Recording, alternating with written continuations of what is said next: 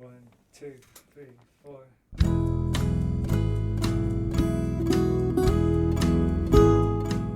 Hello, you're listening to the SKYLIT Books podcast series. We are a general interest independent bookstore located in the Los Feliz neighborhood of Los Angeles, California. This year, because of the coronavirus pandemic, we've had to close our store and cancel in-person events. But SKYLIT is your neighborhood bookstore, and we are finding ways to create community even while we're far apart. In the coming weeks, we'll be putting out lots of new audio content to help you discover new books, connect with authors, and check in with your favorite booksellers. To learn more about how you can help keep SKYLIT alive, please visit our website at skylitbooks.com or check out our social media accounts on Twitter and Instagram. You can subscribe to the podcast on Podbean, iTunes, and Spotify. Thank you for listening and enjoy.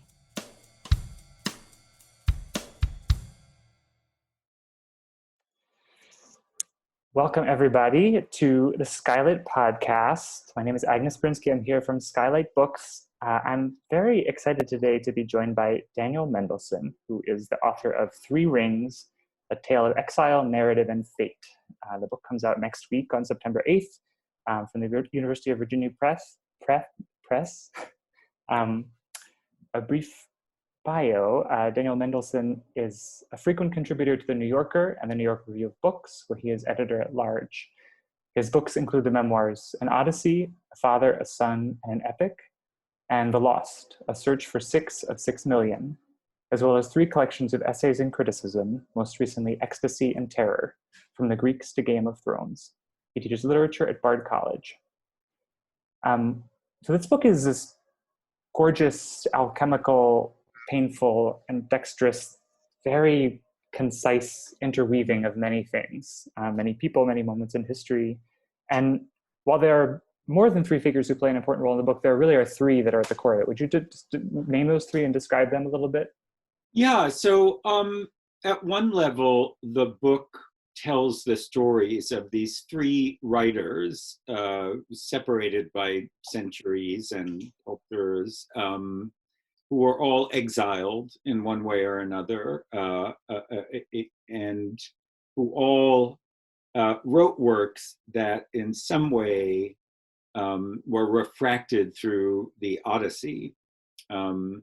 So the first is Erich Auerbach, the 20th century, great 20th century literary critic and the author of Mimesis, one of the really great surveys of the Western literary tradition, who was a German Jew, fled from Hitler in the mid-30s and ended up in Istanbul, where he wrote this great paean to Western civilization, even as Western civilization was blowing itself up. The second of my rings is a 17th and early 18th century French writer called François Fénelon, who was an archbishop and also a tutor to the grandchildren of Louis XIV, who wrote as a kind of ethically instructive manual, in a funny way, a kind of a fan fiction based on the Odyssey called The Adventures of Telemachus.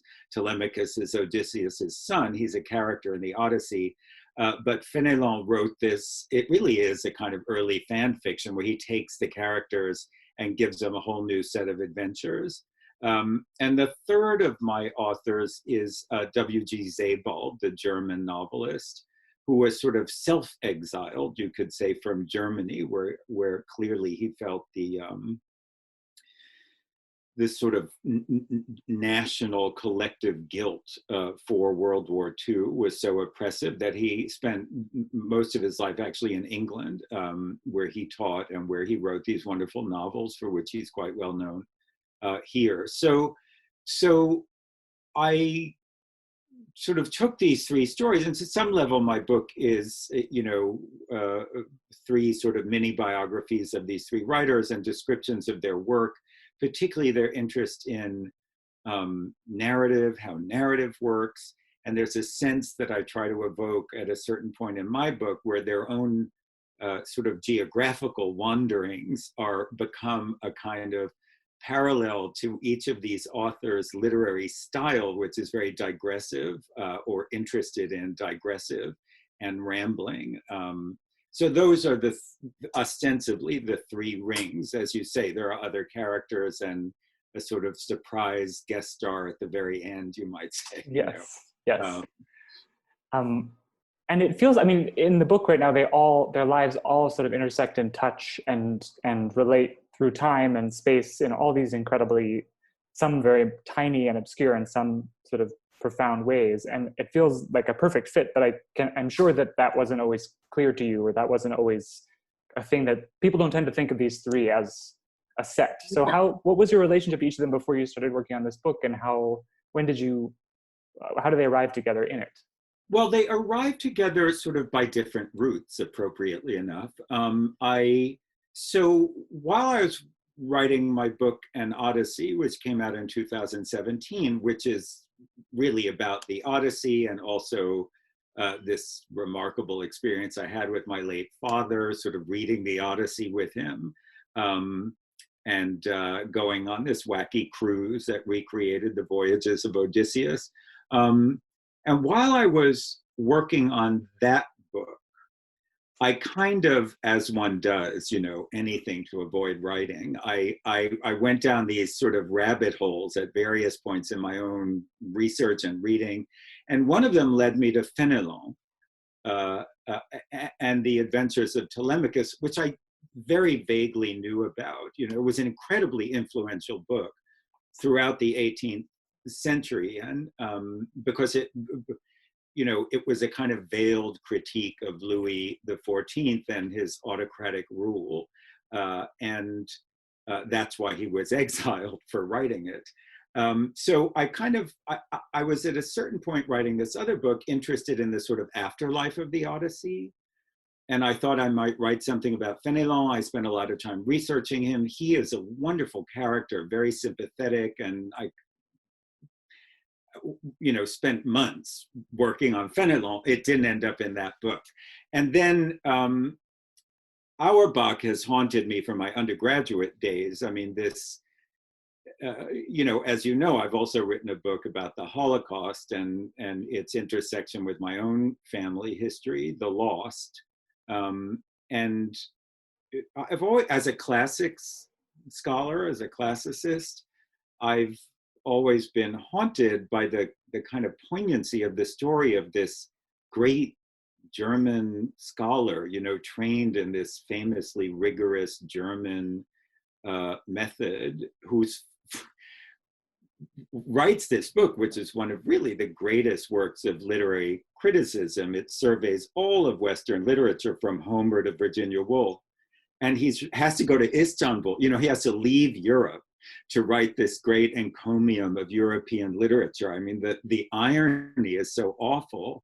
And there's something so touching about his belief in the power of literature to transcend this terrible historical moment. And then I've always been a great, wild admirer of Sebald since the first thing I read of his 20 years ago, whenever it was. And he has this very famously, people talk about this, this sort of rambling, uneasy, meandering kind of narratives that don't lead anywhere, and yet they sort of do. And one always senses in his work the kind of the weight of the Second World War, even when it's not mentioned. It's always the 800-pound gorilla in the room. And I just started, it's funny, I don't know how the light bulb went off, but I just had all this stuff about Fénelon left over from my other book.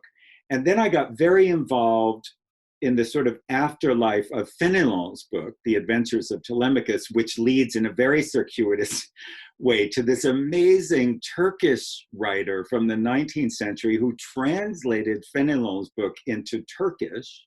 And I just somehow, when you're writing, sometimes you see, it's like a door opens and you see a whole series of doors opening out, and you suddenly see how a lot of things that have been floating around your head actually connect. And I just thought, I want to write a book that's in a funny way, almost like a novel in which each of these guys gets to have a chapter, and yet they are connected by their interest in Homer, by their obsession with certain kinds of digressive narratives.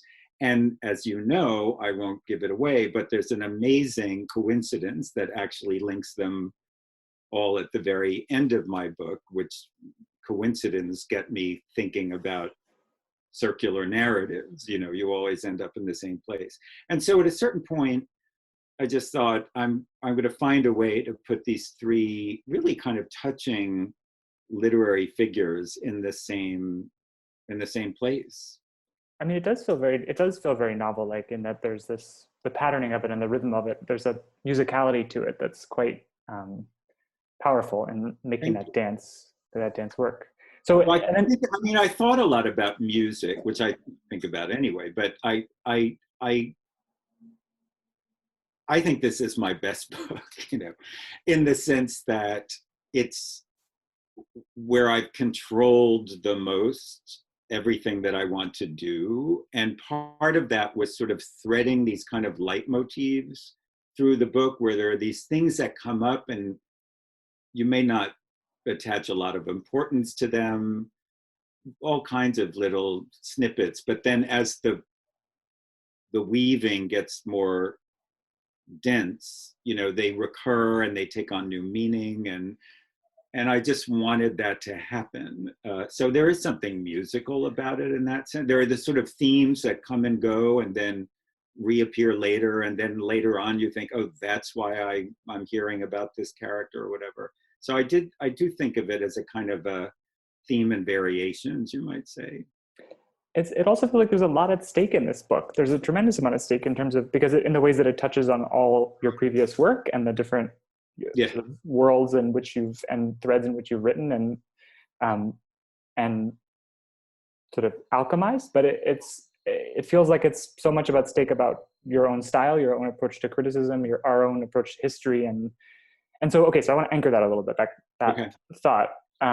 Early on, you introduced this dichotomy that Auerbach sets up between the Hebrew style and the Greek style. The Hebrew style is sort of exemplified in the Bible in that case, and in Homer, the Greek style. And the Hebrew style is, tell me if I misstate, but it feels shadowed, elliptical, full of emissions. And the Greek style is sort of like brilliantly lit and elaborately described. And there's an implied faith in the Greek style that the world is describable and it's a complete world. And one of the things this is where it comes to what's at stake. One of the things that's so painful and gorgeous in the book is watching your own dance between loyalty to those two styles, or you know, like the loyalty of the classicist to that Greek style and to that faith of completeness, and the fragmentation that the pain of history has imposed. Yeah. So could you talk a little bit about that dance and how you? I mean, I feel like there's so many shades of irony in how you frame it throughout the book, but like, how do you feel that moving back and forth in that book and in the course of your writing of it? Yeah, I mean, it's interesting because we were just, before you started taping, you know, we were talking about my first book, The Elusive Embrace, which is very much, it's already the major stake in that book, in a funny way, is this sort of divided loyalty between my sort of Jewish upbringing and background and my Hellenistic classical, you know, literary enthusiasms. And I guess it's something that because they're symbolic, obviously, you know, these two, Athens and Jerusalem, famously, are two poles between which the West operates. And so I guess I never really thought about it before, but it is something that's haunted me for a long time. So this book starts out with Auerbach, and his opening chapter of this great work of literary criticism is actually about Homer and Homer's storytelling technique, which is called ring composition, where you're telling a story and then you interrupt yourself to tell some backstory that helps you understand the first story, but the backstory may have its own backstory ad infinitum, and then it's like Chinese boxes, and then you eventually work your way back to the primary narrative. And by the time you've done that, you have so much information and so many backstories that everything is illuminated, you know.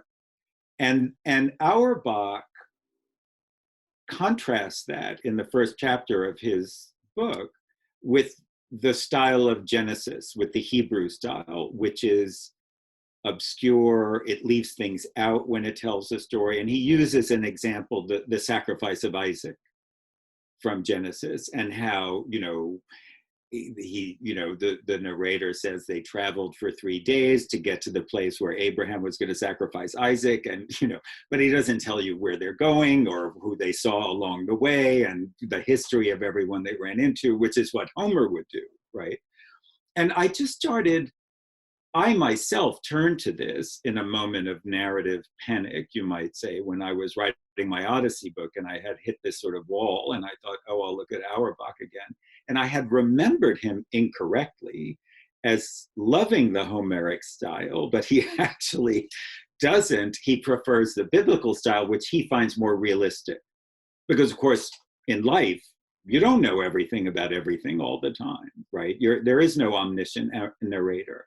And he likes the gaps and omissions of the biblical style. So those two poles in my book, my new book, Three Rings, become the sort of symbolic poles between which everything happens. And I call the Greek the optimistic narrative, right? You can know everything. If you had enough room, you could say everything, right?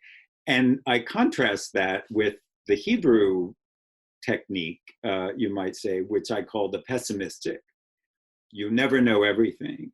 And it's funny because, and then as I think about the authors, the other rings, right, that I talk about, I start classifying them, in either of these two ways. So Proust, whom I talk about at great length, is an optimistic narrator, right?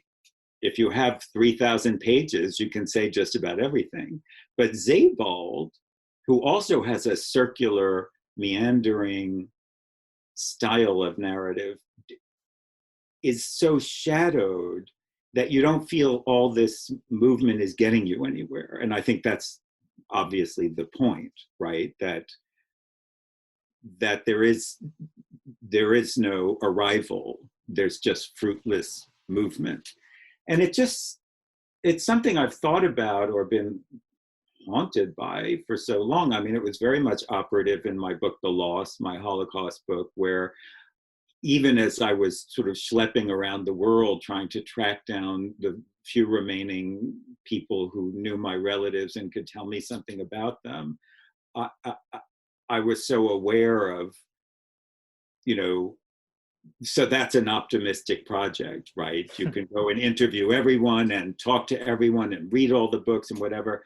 But the pessimistic reality is that whatever you do retrieve from the horrors of history is never enough, right? That, that's the Sebaldian dilemma. And so I guess, this book is the shortest book I've ever wrote. I think like 140 pages or something. And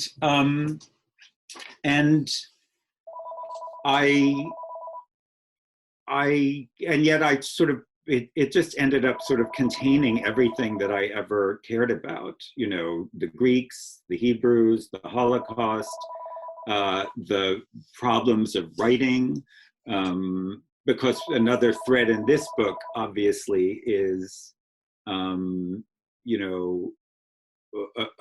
a personal narrative account of the struggles I had writing one of my own books, but I guess they are all connected in some way.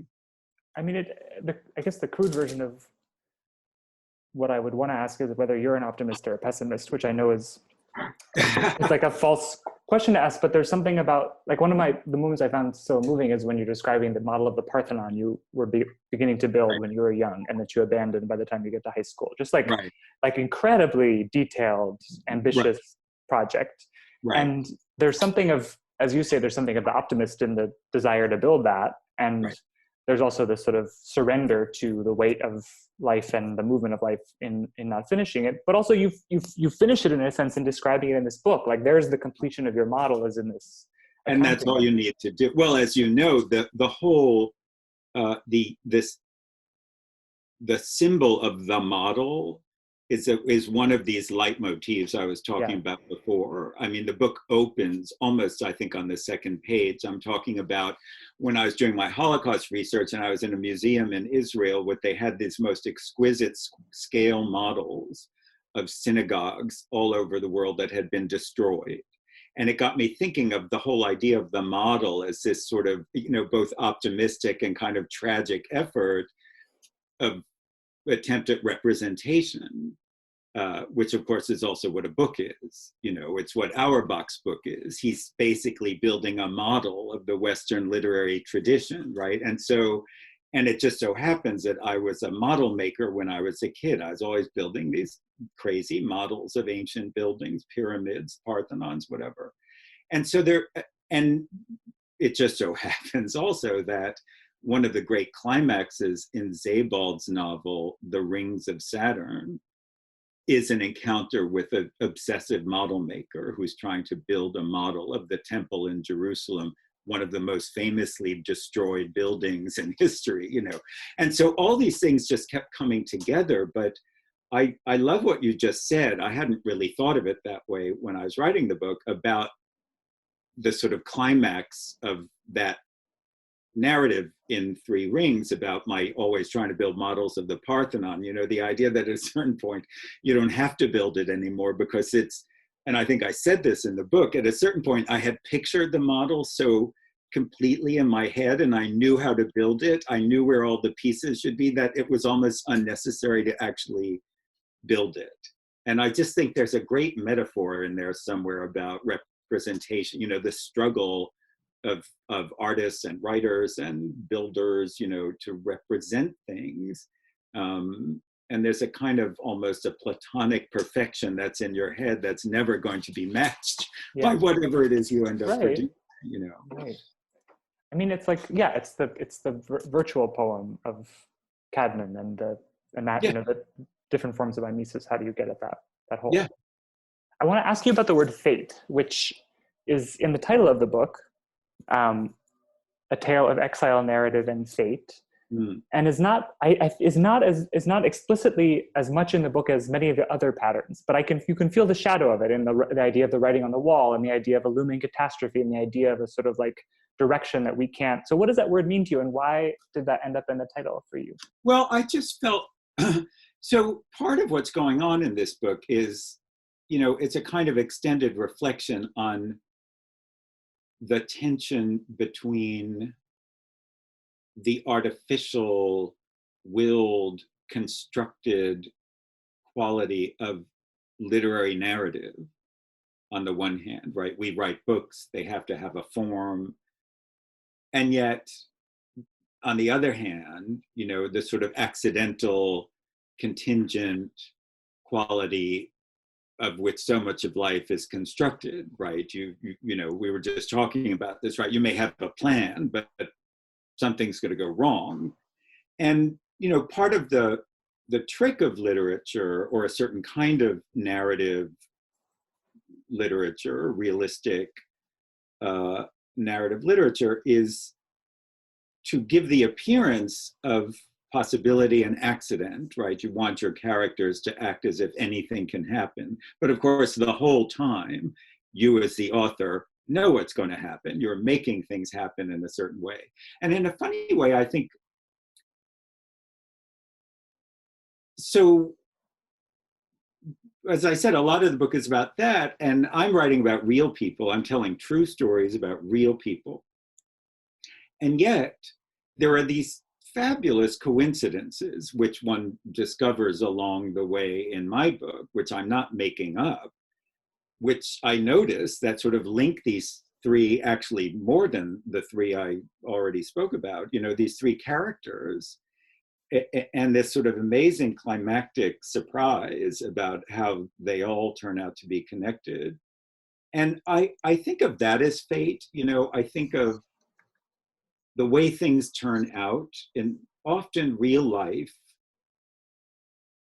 looks more constructed than any literary fictional narrative could imagine. I experienced this a lot when I was writing The Lost. The most amazing coincidence kept happening. you know, here I am researching a book about the Holocaust, and I literally would like get into an elevator in the hotel, and a person would turn to me and say, oh, you know, I was in Babi Yar, the terrible Russian killing pit during the Holocaust. And I'm like, how did they know that I'm writing this book about the Holocaust? And it got me thinking about just what coincidence is, you know? And it occurred to me that, because I thought if I were writing a novel about a guy who was going on a Holocaust search, and every time he got in an elevator, somebody happened to mention that they were in the Holocaust, you know, I thought you wouldn't believe it, right? And yet here it was actually happening. And that got me thinking about what I call fate, right? The way that things often happen, you know, and of course, so I'm telling you the story. It's a true story. It was an amazing coincidence. It really did happen in the elevator in Prague.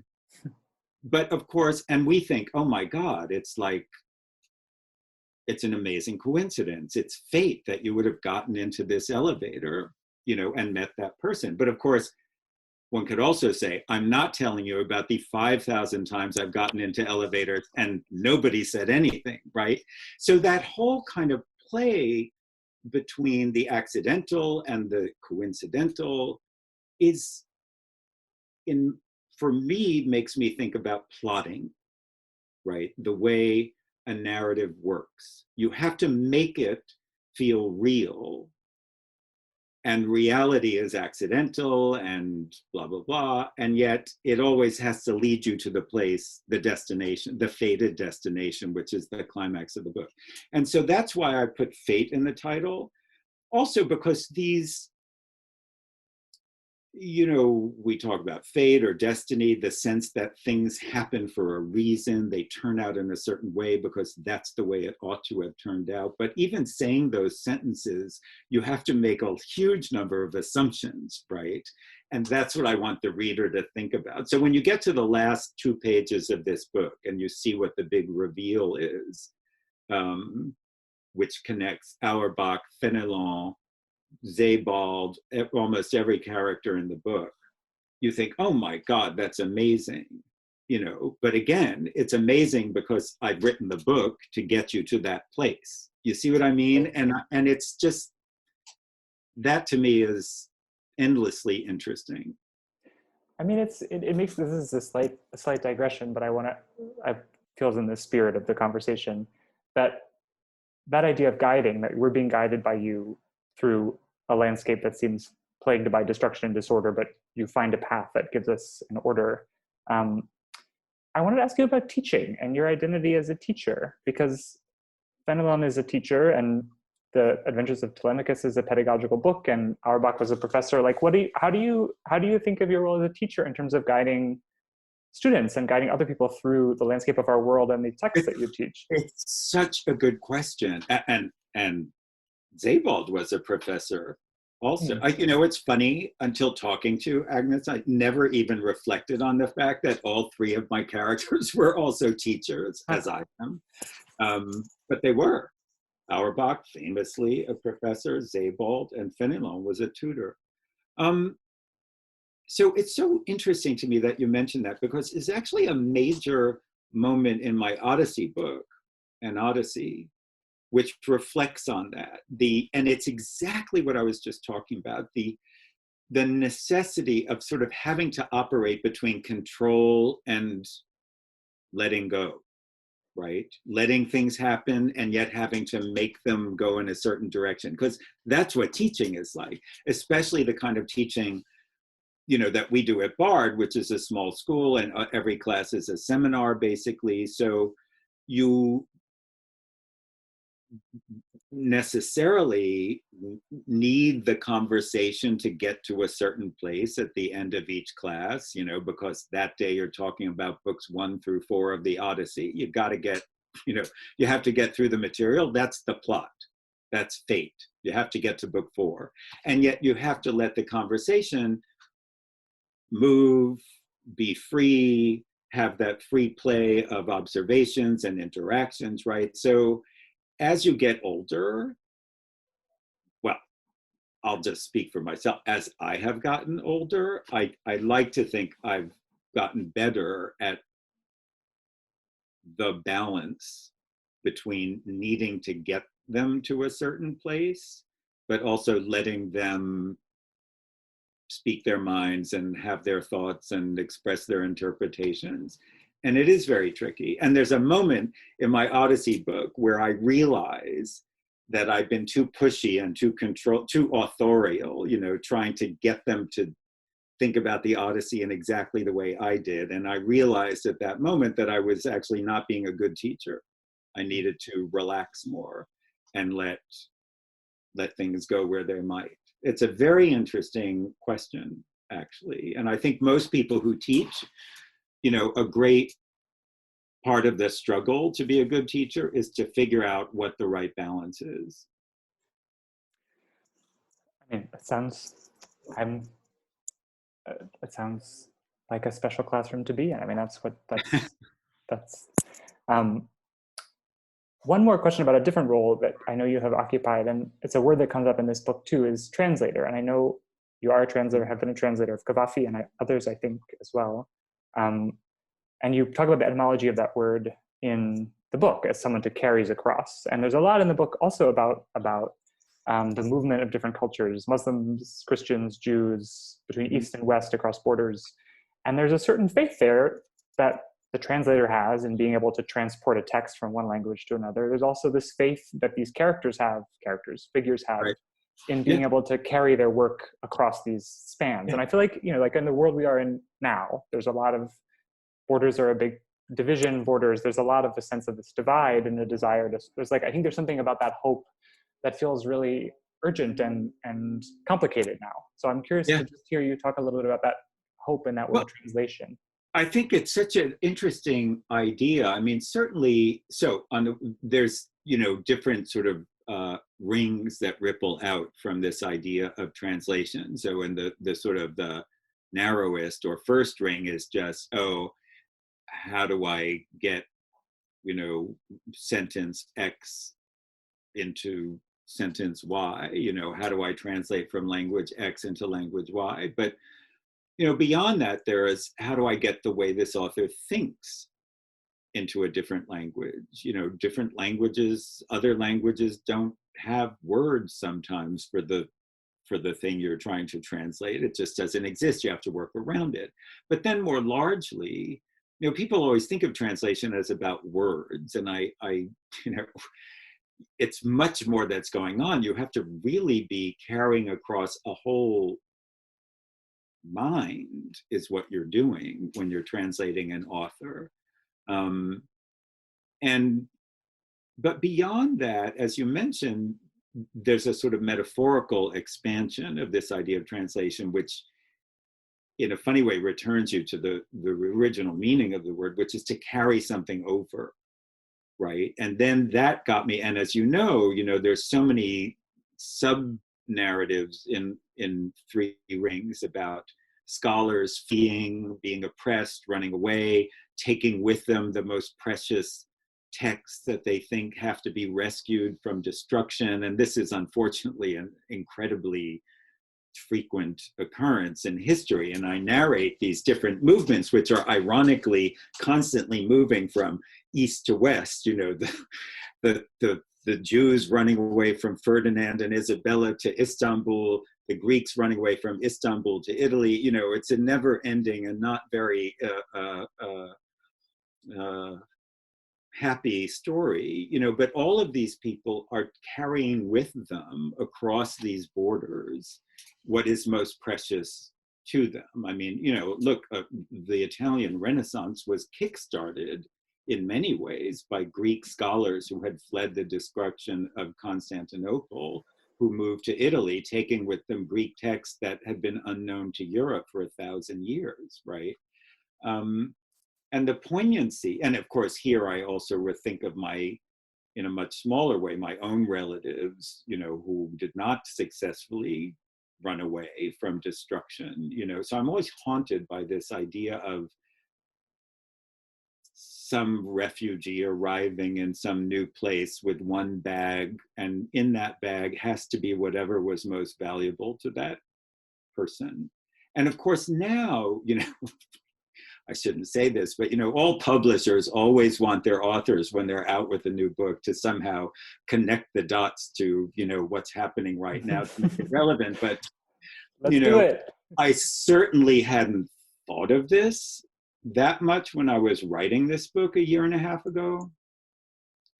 But it seems to me now that this image, which, as you know, there's a certain image that is also one of these leitmotifs, a recurring paragraph throughout my book about the refugee at the end of their travels arriving in front of some building where they're going to have to now live in a different civilization. And there's a lot of that going on right now. I mean, literally it's going on, as we all know. I mean, masses of people fleeing for their lives.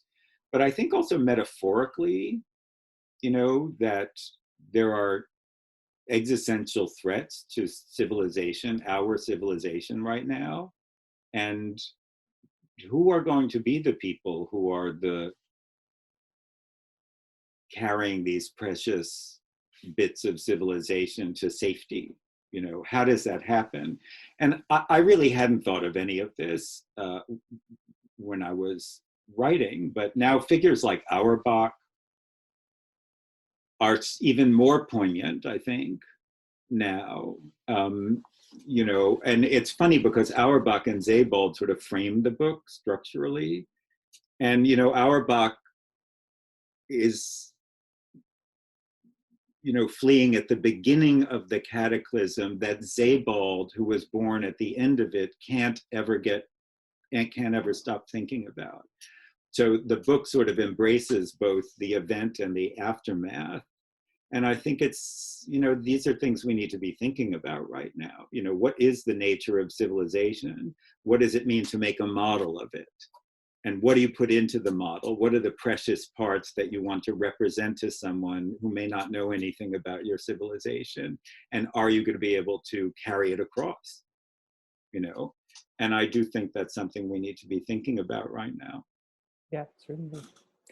I mean, so I feel like there are a thousand images and leitmotifs and shades of irony and complexity to this book that I could spend hours talking about, but I want to leave us with one last question, which is sort of the Desert Island Disc style radio hour question about what's exciting you now? Like, what's been on your brain lately that you're reading or looking at or thinking about?